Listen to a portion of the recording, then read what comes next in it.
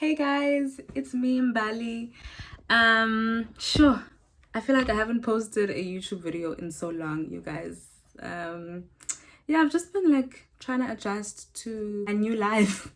I've just been trying to adjust to the new life that I have with the new family, new house, new language.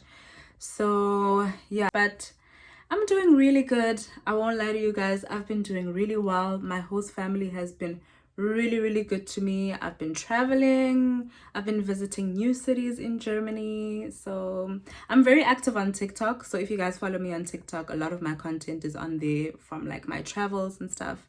But I'm coming on YouTube today to tell you guys a story time about what happened to me in America, because I feel like it's very important that I tell the story. I feel like it's important for me to tell my story because a lot of girls are getting abused in this program, in this au pair program. A lot of girls are getting taken advantage of. A lot of girls are getting abused. And I just feel like I need to tell you guys about the red flags. If ever if you are an au pair and you're trying to look for a family and you come across this specific family, please stay away. Okay. But first, I'm gonna take a little walk to the grocery store. I'm just gonna get some snacks. So let's go do that, and then I'm gonna tell you guys the story time about what happened. Okay, let's go. This is what the weather is giving in Germany right now, guys. Gray and cold.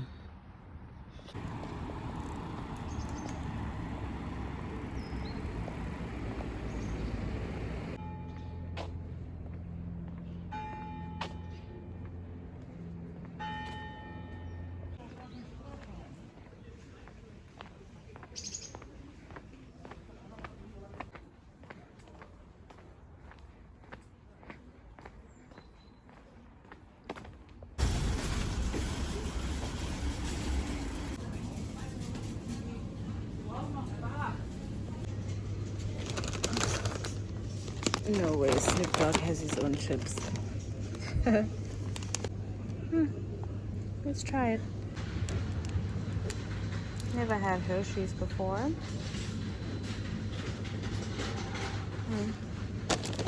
Okay. Got something for the kid too.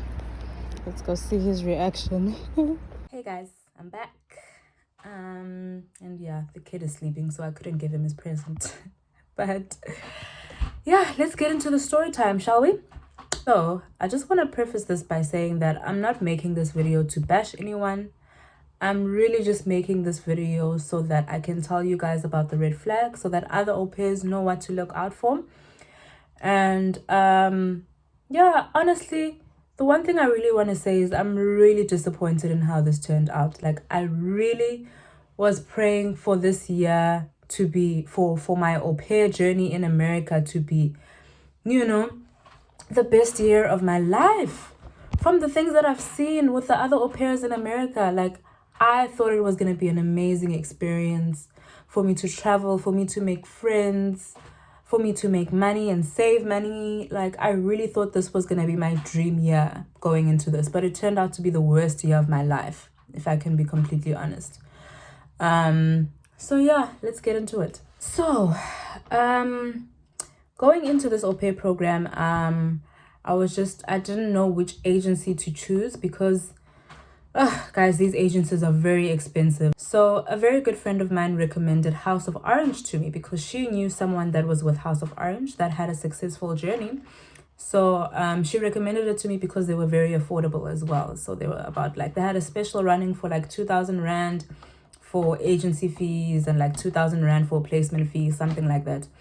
So I thought, okay, this seems legit. I had a couple of interviews with House of Orange, and yeah, I really thought going into this, wow, this is a good agency. I trust them. I trust that they're gonna find the right family for me. House of Orange is a very small agency, so it took a very long time for me to match with the family.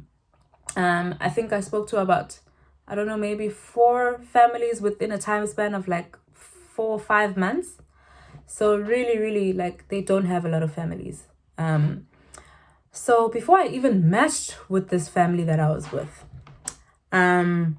I matched with a family in California. I was supposed to go to California, right? I matched with a nice Jewish family. Sent in my resignation letter at my 9 to 5 job. Like, I was just so excited. I was going to California. What? Who doesn't want to go to California?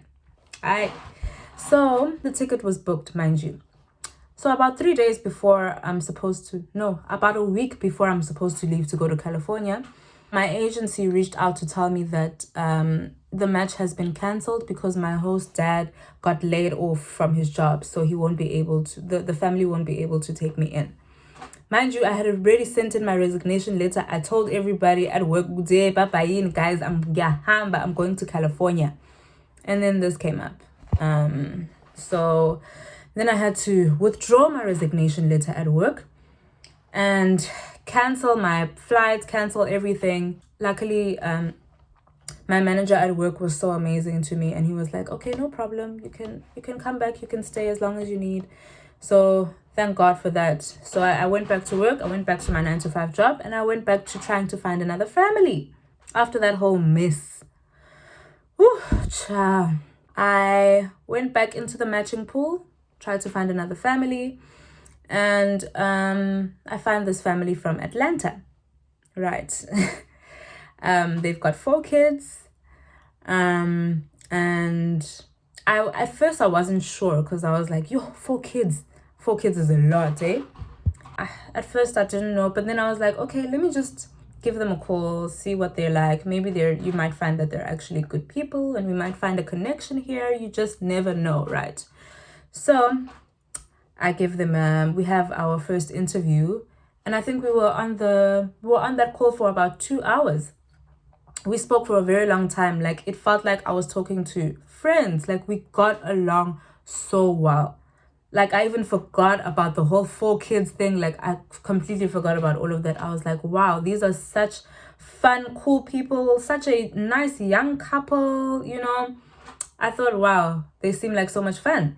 And then we booked another second interview for me to meet the kids, right? And then I met the kids.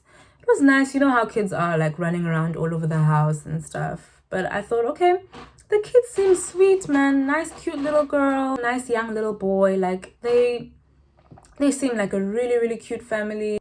So in the second interview, I asked them, like, about the amount of hours that I'm going to be working. Since 4 kids is a lot, like, how is my schedule going to look like, and what my rate is going to be, things like that. They assured me that they know that 4 kids is a lot, right? So they assured me that they are going to be present. Whenever I need help, they will be there. Gonna be at home most of the time. So it's not gonna be a heavy workload for me, right? So I was like, okay, I have the support from my agency. I have the support from my host parents. 4 kids should be fine. I've dealt with kids before. I have experience with kids. I come from a big family. Like, this should be fine, right? What could go wrong? What could possibly go wrong? So I was like, let's do this thing. Let's match, right? Match with them, go to Atlanta. And like, my first couple of days, they were amazing. Amazing. They love bombed me like crazy. They love bombed me like crazy, guys. Buying me all the things I wanted. Buying me Taco Bell, Wendy's, Chick-fil-A. And I was really having a good time. And like, I got along with them. Obviously, from the phone calls, I knew that there was going to be a connection as soon as we met as well. So, it was amazing. And my host mom would cook for us. If you could see my season 1 videos of my Au Pair Diaries, you guys will know that I was having a good time. I really had a good time there. I won't lie. The first couple of days, right?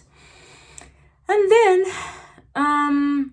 a couple of days go by, and I noticed that I am working pretty much the whole day. Like, from 6 o'clock in the morning up until 8 o'clock at night, I'm working, right? So it was like that for a week. And then going into the second week, I was like, okay, guys, can you guys tell me more about the schedule? Like, how we're going to work this out? Because I feel like I'm working like 10, 12 hours a day at this point. So I tell them I'm only supposed to work 9 hours a day and 45 hours a week. So how is this gonna work?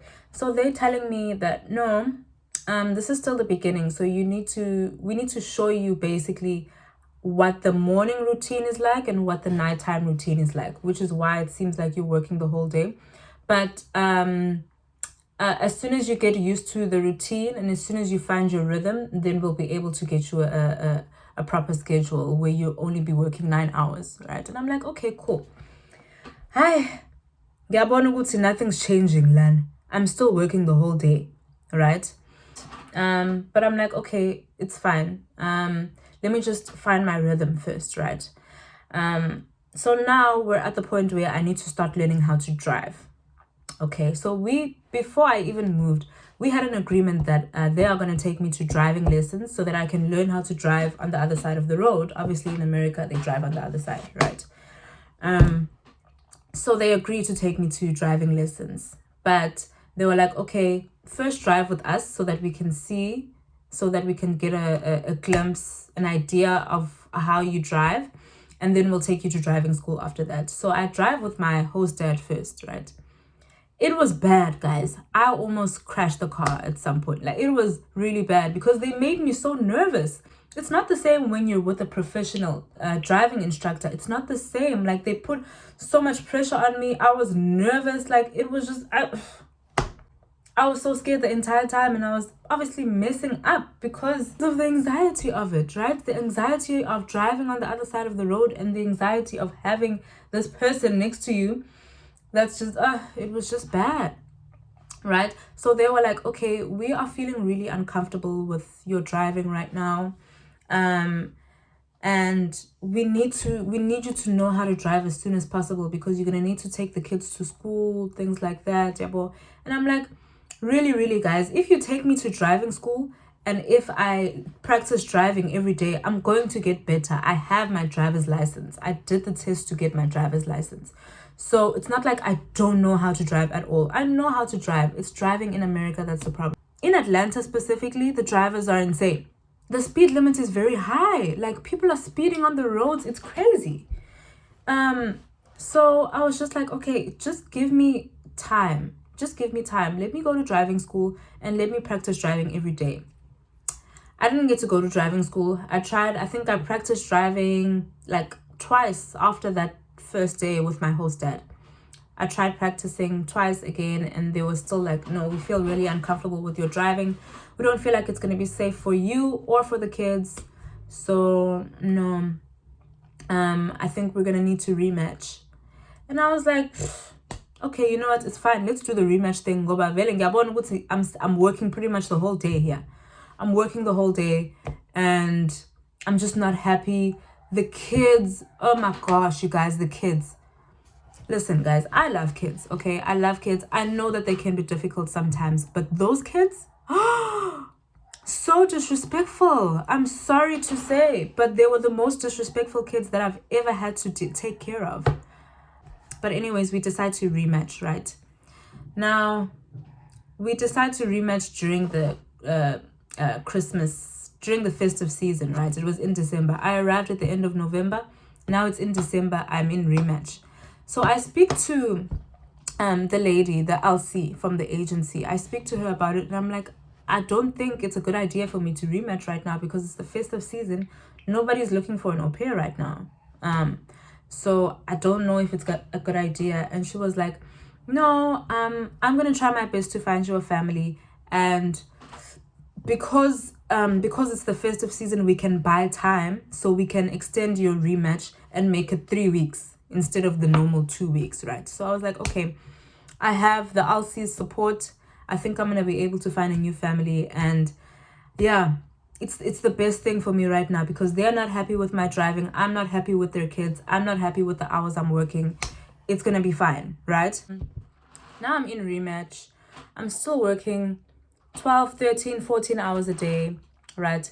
But now I'm getting really exhausted. Like, I was so burnt out. And I'm telling my LC about what's happening. I'm telling her that I'm working very long hours. And her response was, oh, don't worry about it. I'll speak to your host mom. You got a good host mom. You got good host parents. They just want to follow the rules. I don't think they mean it intentionally, blah, blah, blah. I'll speak to your host mom about it and I'll get back to you. Okay. So then after that, I have a meeting with my host parents about the hours that I'm working. And they literally gaslight me into thinking that I'm working 9 hours a day. So here's what they did. I'll show you what they did. So this is what they say, right? They say from 6:30 to 11, I'm working, right? I'm getting the kids ready for school. And then from here, I'm with the youngest child. He was like 1 year old at the time. From 6:30 to 11, right? And then I take the kid for a nap at 11 o'clock and he sleeps for 4 hours, right? He sleeps for 4 hours. For 4 hours. And then when the kids come back from school around 3, I'm working from 3 up until bedtime at 7. So all of this makes 9 hours apparently, right? Let me tell you what actually happened. I would wake up at 6 o'clock, get the lunch boxes ready for school, wake them up, dress them up in their uniforms, get them ready for school, make breakfast, and then they're out of the house. And then I'm left with the 1 year old, right? 1 year old, I'm playing with him the whole day. Sometimes he doesn't take this 4-hour nap that she speaks of. Sometimes he doesn't sleep at all. That means I'm working the whole day when he doesn't sleep, right? Working the whole day. And then when the kids come back from school, make them lunch, make them dinner, get them ready for bed. All of them are in bed by like 8 o'clock, right? And after that, I still have to go down into the kitchen, clean the kitchen and tidy up. And then I'm in bed by like 8:30 to 9 o'clock. All right, so that makes up 13 hours a day. Okay. Now, during the time while I was in rematch, remember I told you guys it was during the festive season, right? So there was a winter break. So that means that there was no school for the kids. Okay. So I'm going to show you guys a couple of videos of me during that time. It was really bad, guys. I was really, really depressed. I was stuck in this house. And you know, in Atlanta, you need a car to go everywhere. There's no public transport. It's not like you can take the bus to go get yourself a cup of coffee. You are stuck if you don't have a car. I was stuck. There was no way for me to get out of that house. No way for me to explore America. I was stuck in that house with these 4 kids by myself. The youngest child started calling me mommy. He started calling me mama. That's how bad it was.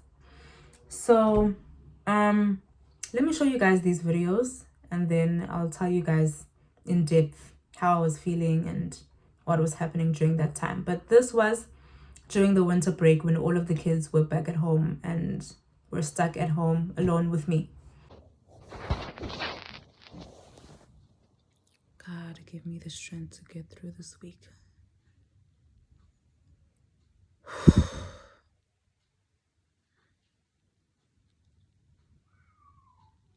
I'm so tired. I'm so fucking tired.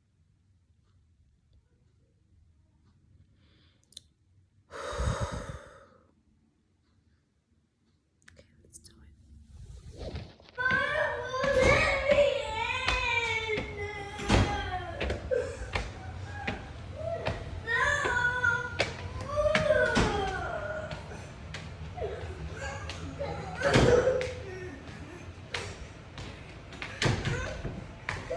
Relax.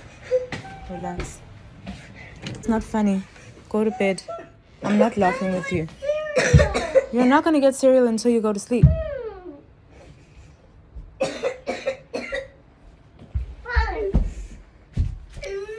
I'll play some white noise for you.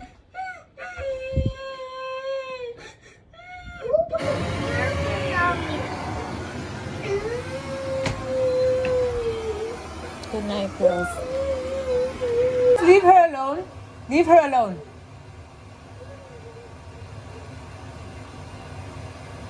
Go to bed.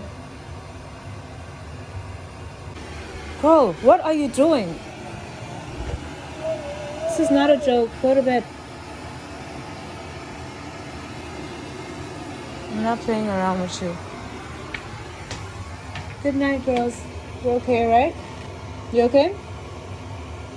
Relax, both of you. If I have to come back here, you're not getting cereal. Thank you.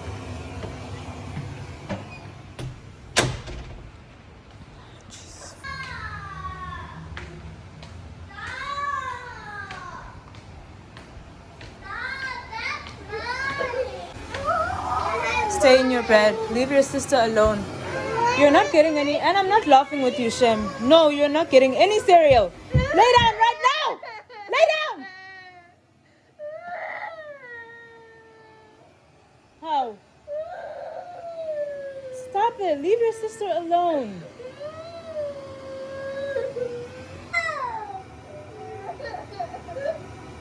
Stop screaming. Literally stop screaming.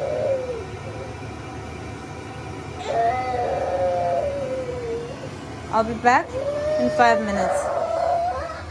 Relax. Relax. Otherwise, you're not getting cereal ever again. Relax. Relax.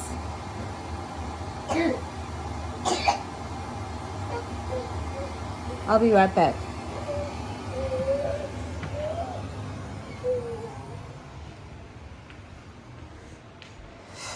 Yeah.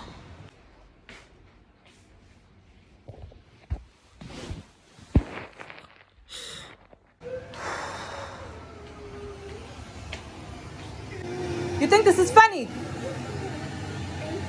Get out. Get out of your room. Get out. Get out of your room right now. Don't hit your sister.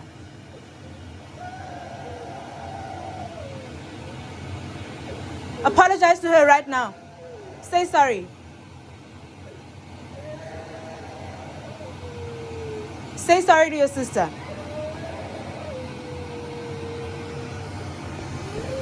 I'm sorry, girl.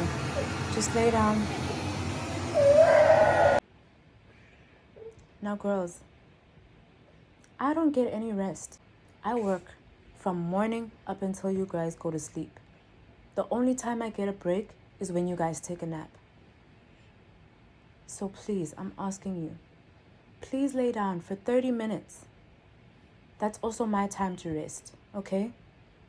You understand?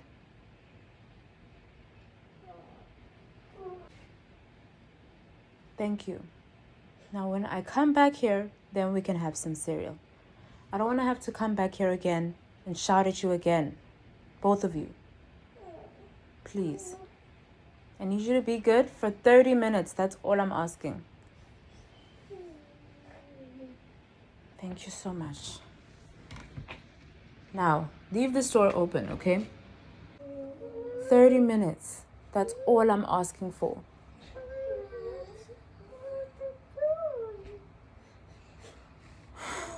Please. I'm asking for 30 minutes for me to get some rest. Please. Please. I just need some rest. I just need 30 minutes, please.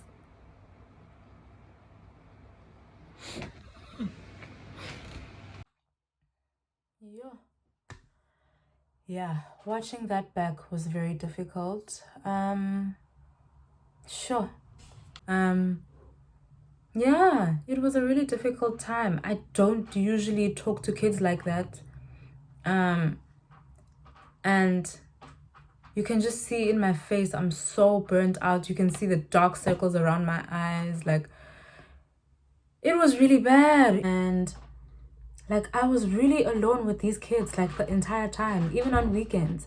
There was a time where I asked for a weekend off and my host mom was like, no, you can't get a weekend off because you're not doing everything in the house anyways. You're not doing everything. You're not driving the kids to school. You're not doing everything. So it doesn't make sense to give you a weekend off.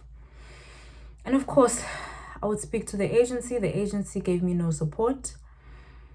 So it was just, I was stuck.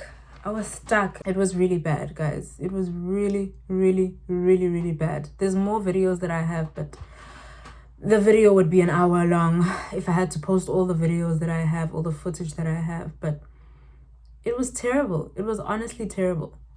And thank God I'm out of that situation. Thank God I'm out of that house. But unfortunately, I'm not the only victim of this abuse, because it is abuse. I'm not the only victim. There were many au pairs before me, and there was another au pair after me that lived in that house, that went through the same thing, that stayed for longer, and it was worse for them actually, because they stayed longer. And I'm not going to speak on their experience. Whenever they want to speak about it, they'll speak about it. But